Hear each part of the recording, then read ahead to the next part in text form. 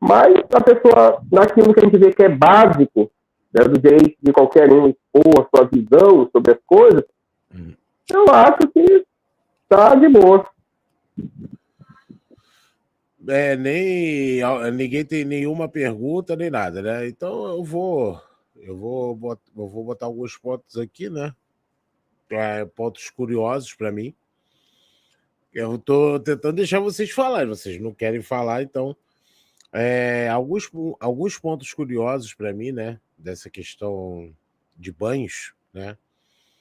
É o seguinte: nessa questão de banhos, algumas pessoas elas vão ter, né? Como antigamente, o banho de assento, né, para curar algumas doenças, né? O banho de assento é um banho que você vai jogar tipo como se fosse um chá de ervas nas partes íntimas para curar determinadas doenças, tá? Também vamos ter alguns banhos curativos para feridas ou para machucados e até mesmo algumas doenças internas, né? Algumas doenças internas, vamos ter banhos para isso. Como a Racionalidade falou, né? É uma questão dogmática, né? Mas, num caso, se a gente colocar isso como um dogma religioso, mas numa questão abrangente de um conceito ancestral que permeia o trabalho com as energias da natureza, né? Você se mesclar a essas energias para que você tenha momentos de reenergização ou desenergização, né? Pela sua ligação com o ciclo comum da vida, né? Que permeia o planeta.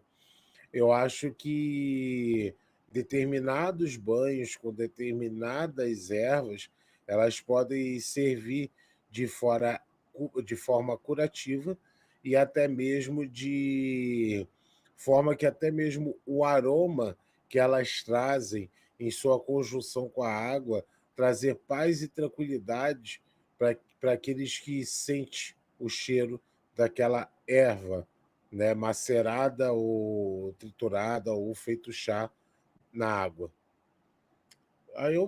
Isso aí eu só queria dizer mesmo, só por dizer. Mas se vocês quiserem contrapor ou dar a opinião de vocês, é com vocês aí. Então, só fazendo um adendo aqui, sim, no sentido da superstição, né? Eu não para mim não faz sentido, né? Porque aí seria melhor voltar para o catolicismo e viver a superstição no catolicismo. Mas nesse sentido aí, lógico, né? Isso faz sentido. Tudo isso que você disse, Leonardo, eu concordo. Sim, o banho de assento para pessoas que têm, por exemplo, problema de hemorroida, né? É importante, entendeu? Ajuda, desinflama, né? O banho com camomila, com chá de camomila, é importante para acalmar, para quem está estressado, com ansiedade ou com dor de cabeça, não é? Inclusive, bebês que têm, por exemplo, bebês que têm cólicas, né? Bebês recém-nascidos, tem cólicas. O pai, a mãe pode dar um banho com água morna no bebê, deixar o bebê assim, imergir ele, né? Numa banheirazinha assim, ou num balde, assim, na proporção ali do bebê, né? Claro. Colocar o bebê ali do peito para baixo, assim, imergir o corpo dele num balde com água morna e camomila. Acalma, trata cólicas. É impressionante. É muito bom. Por exemplo, até tem banhos que ajudam também na cicatrização de feridas, né? Quando coloca certas ervas. Tudo isso é verdade, isso aí faz sentido, sim. Sob uma perspectiva assim mais lógica, né? Sim, faz sentido. Isso aí eu concordo, com certeza. Mas dessa visão do lógico que eu acho que nasce o tradicional. É dessa visão da lógica que, para mim, nasce o título como espiritual. Porque todos os banhos eles acabam tendo ligações curativas para alguma coisa. ou até mesmo para, como foi dito aqui, tanto por mim quanto por você, no caso de banhos para acalmar. Então, os banhos, eles podem, na minha visão, trazer cura por conta disso.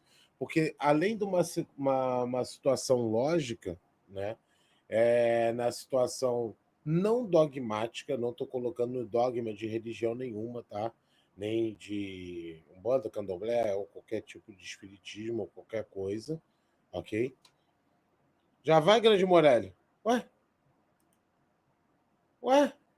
Grande Morelli nem subiu, já vai?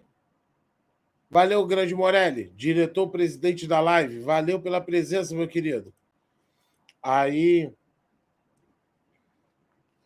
numa questão fora de dogma... E caraca, cadê o Marçal? Numa questão fora de dogma, eu penso que vem da lógica tudo isso. Porque se você for ver nesses cultos xamânicos, né? Nesses cultos xamânicos, eles vão utilizar, né, a fumaça até como uma forma de um banho, né?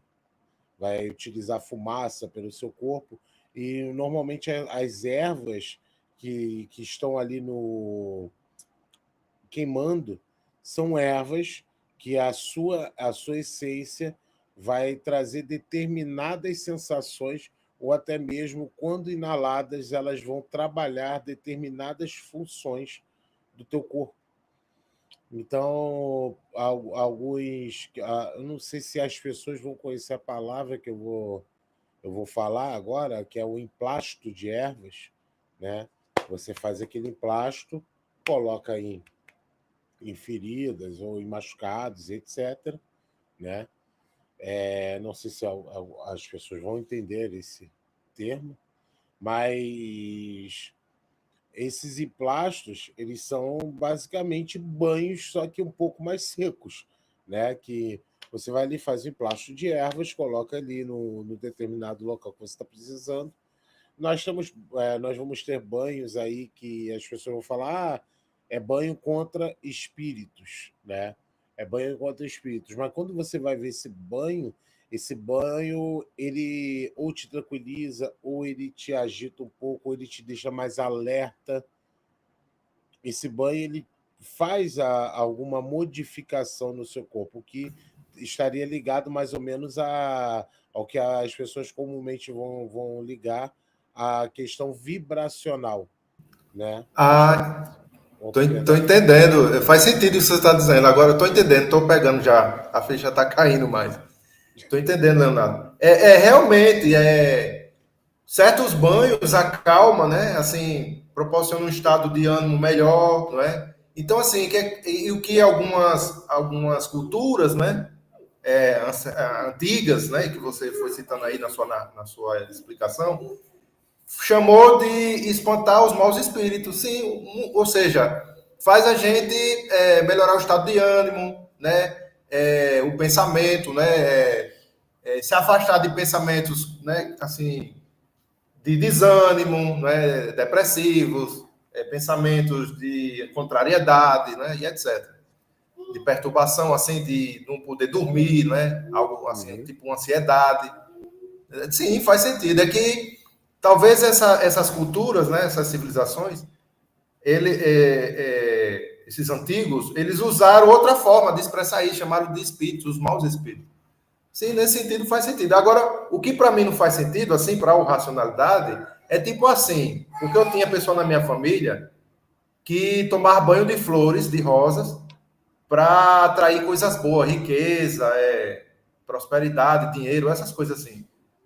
Colocava dinheiro por trás da porta, moedas assim, né? Moeda, para atrair dinheiro, essas coisas assim, tipo isso, entendeu? Para mim, para o racionalidade não faz sentido. Agora, não é que para mim não faz sentido que para outra pessoa não vai fazer sentido. Quem sou eu, não é, para julgar as pessoas? Por exemplo, uma pessoa perde um ente querido, uma mulher fica viúva, um exemplo. Às vezes a comunidade, o lugar onde ela frequenta, o centro espírita, a igreja católica, né?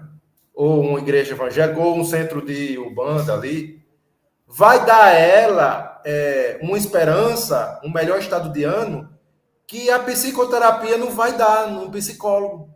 Não estou dizendo que não serve, né? O trabalho com a psicologia e com a psiquiatria. Não, é importante, né? Quem sou eu para dizer isso? Mas tem casos que é assim, que aquela pessoa vai se sentir assim mais assim confortável com as palavras da religião, né? Do apoio religioso, e tem pessoas bacanas dentro dessas instituições que acolhem, né? Então, para mim, que eu não perdi um ente querido, para eu que não sou um viúvo ou uma viúva, é muito fácil dizer assim, olha, a besta, a boba, foi ali para a religião, achando que um dia vai reencontrar o marido dela, e etc, etc. Aí eu vou debochar, né, dessa pessoa, porque essa pessoa está seguindo esse caminho, né, de conforto, para confortar. Quem sou eu, né? Então, eu não posso ser egoísta, dizer assim, todas as religiões têm que ser extintas, tem que acabar com esse negócio de religião. Isso é uma ilusão, isso é um engano para as pessoas. Não. As instituições religiosas, elas têm um papel importante na sociedade. Obrigado aí. Não, isso é verdade, eu concordo com você. As instituições religiosas, elas têm um papel crucial. Elas têm um papel crucial para algumas pessoas que necessitam delas, né? Os dogmas também têm um papel crucial para aquelas pessoas que necessitam disso.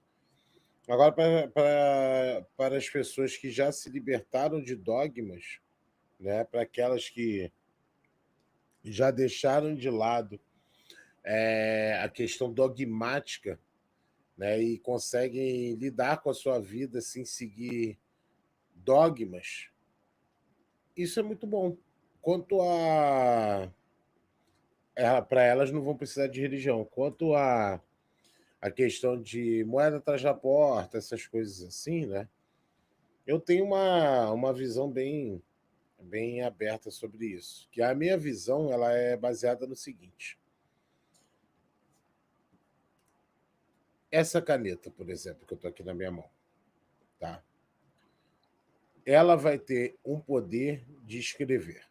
Okay? Ela vai ter poder de escrever porque ela tem, porque ela foi fabricada para isso. É o poder de escrita. Só isso. Você vai pegar ela, vai. Mas se você não pegar e não riscar, ela não escreve nada. Ela parada, ela não faz nada. Tá? Bom, agora quando eu, por exemplo, imagino que essa caneta, por ela ter sido usada por, sei lá, botar um artista famoso aí, qualquer. Sim, um que já faleceu, pronto. Vou pegar o Silvio Santos, ok?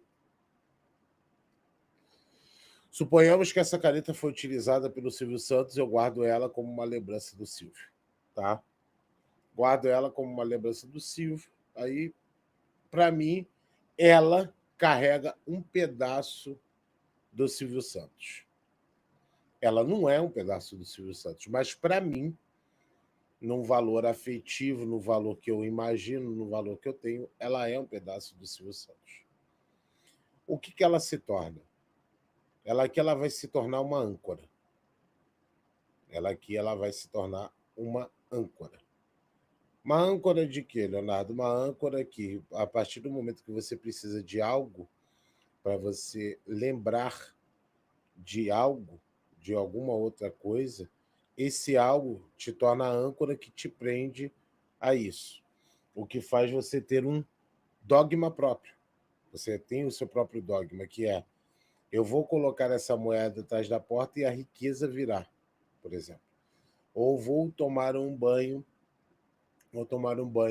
de água de canjica, porque isso vai abrir os caminhos do meu ori, vai amenizar as minhas perturbações, os meus problemas na cabeça, né? Que no caso seriam contas a pagar, carro e tal, que não sei o quê. E eu vou conseguir vislumbrar o caminho onde eu possa resolver, conseguir ter dinheiro. Isso também para mim é dogma. Isso para mim também é dogma. Mas é um dogma pessoal, não é um dogma literalmente religioso. Porque o dogma religioso, no caso, para mim, ele vai ser único para mim, para você e para muitos outros. Vai ser a mesma coisa, o mesmo modo de fazer, a mesma lista de ingredientes, a mesma maneira de fazer para todo mundo. Quando isso começa a divergir de um para o outro, tipo, eu faço assim, dá certo, eu faço assado, dá certo. Aquilo ali são dogmas pessoais que, por conta de mentalizações próprias, alguns acabam dando certo pela questão dele acreditar que aquilo vai dar certo, mesmo que aquilo não exista. Logo, a gente volta para o exemplo da caneta. Silvio Santos não está aqui na caneta, mas para mim, ele segurou um dia, então parte dele está aqui. Então, logo, é só um dogma e uma mentalização forte que faz com que a gente acredite que aquilo ali serve para aquilo e vai trazer aquilo, e acaba atraindo, mas não por aquele objeto, mas sim pela mentalização que nós fizemos com base naquele objeto âncora. Faz sentido o que você está dizendo, faz sentido. Por exemplo, assim, um exemplo, são só exemplos, assim. Digamos que tem um jovem que ele sonha em ser um jogador de futebol. Ele sonha, ele se esforça, faz todo o trabalho dele, técnico ali, físico, para ser jogador de futebol. E muitas vezes ele coloca no ambiente dele, né? No ambiente dele ali, naquela coisa dele ali, tipo o quarto dele, na casa dele. Coloca ali fotos do ídolo dele, do melhor jogador, né? Daquele que ele admira. Coloca na prateleira assim uma bola de futebol, uma estátua de algo, de um jogador, o símbolo do clube, né? Do time que ele gosta, na parede ali, um quadro, né?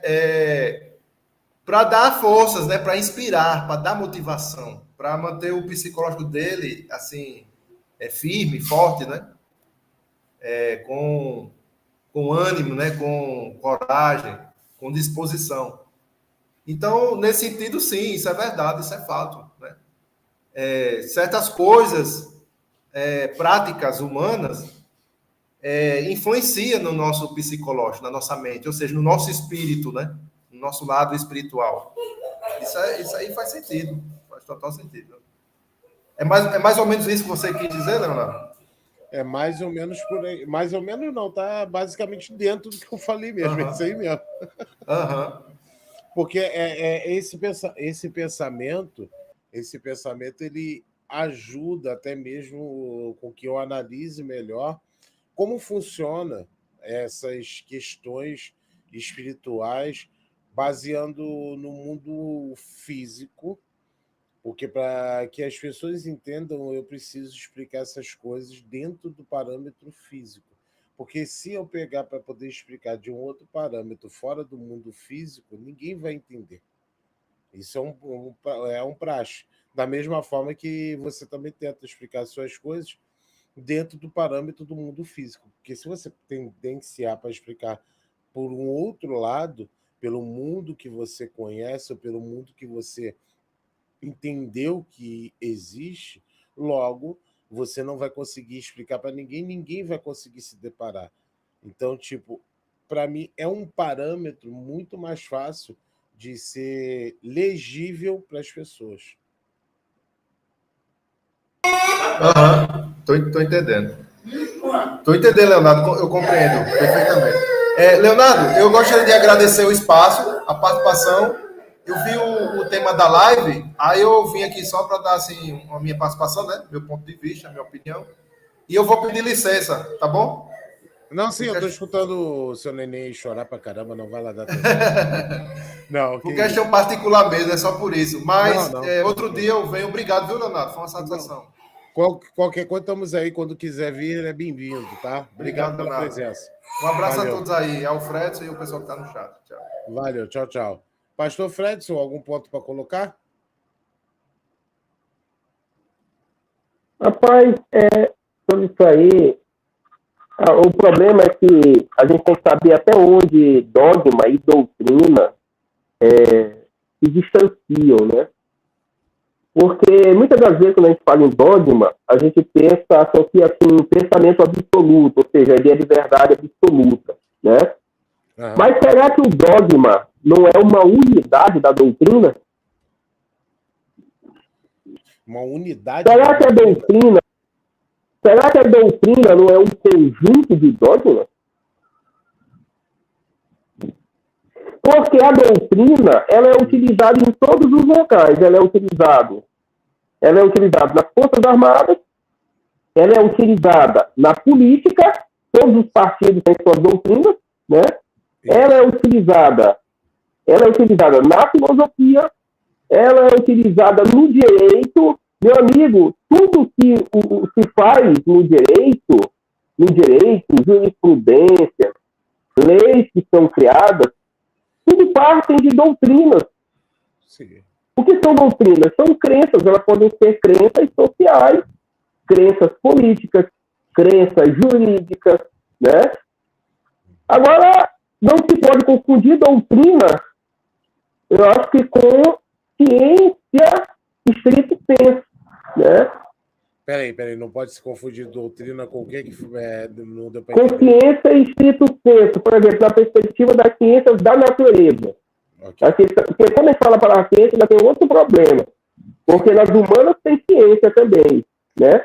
Entendi. E geralmente o pessoal das ciências da natureza tem um certo assim, arrogo em relação ao pessoal das ciências humanas. Eles acham que só eles fazem ciência. Fora da ciência da natureza, não existe ciência. Olha o César chegou. César chegou aí, ó. Ele mandou mensagem aqui no WhatsApp, falou que ele acordou tarde pra caramba e agora ele tá indo puxar um trampo agora. Valeu, grande César. A gente tava preocupado com o time, meu amigo.